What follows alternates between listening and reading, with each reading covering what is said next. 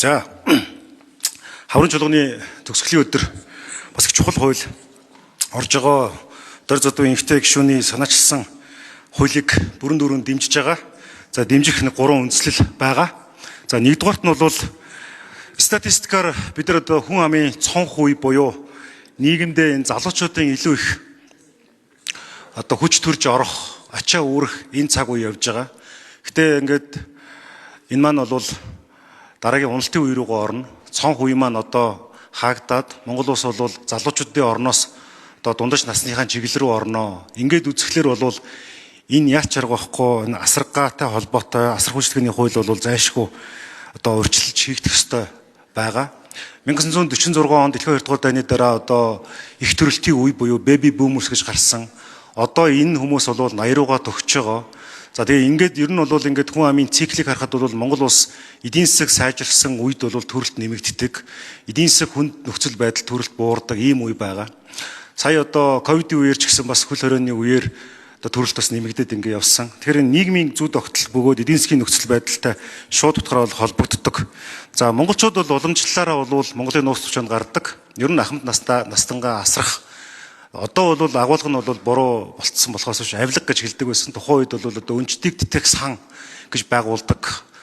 Чингис хааны одоо хийснээр бол хуйлдрын хүүхдүүдэд үр хоочт нь бас одоо тийм өгүүлгийг өгдөг байсан. Эндээс харахад бол их Монголын эзэнт гүрэн оршин тогтнохдоо зөвхөн цэрэг дайны аян одоо байлдаа хийхээс илүүтэйгээр иргэдээ асрах, иргэдийн сэтгэлийг амуутгах. Амуутгах нь гэдэг нь болох юм бол бас одоо ингэж амар тайван байлгах, асрамж дүүрэн байлгахыг илтгэдэг.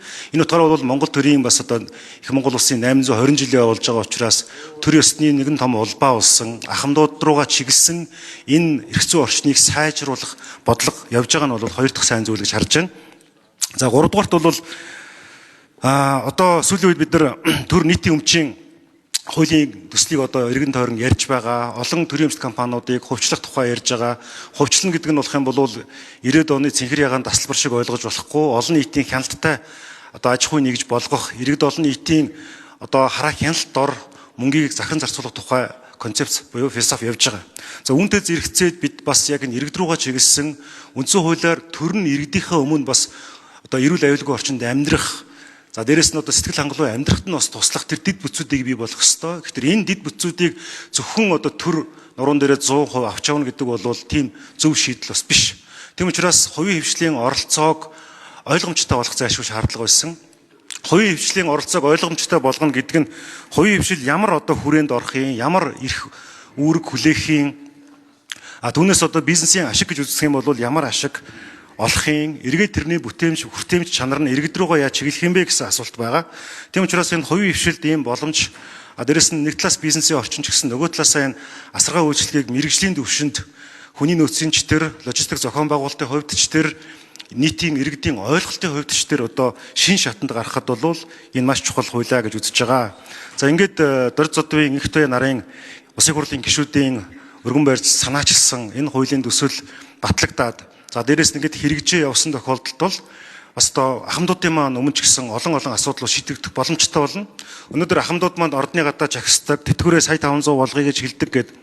За тэгээ энэ дээр бол бид нар гал унтраах маягтай хандаад яваад байдаг. Гэхдээ зөвхөн тэтгэвэр биш.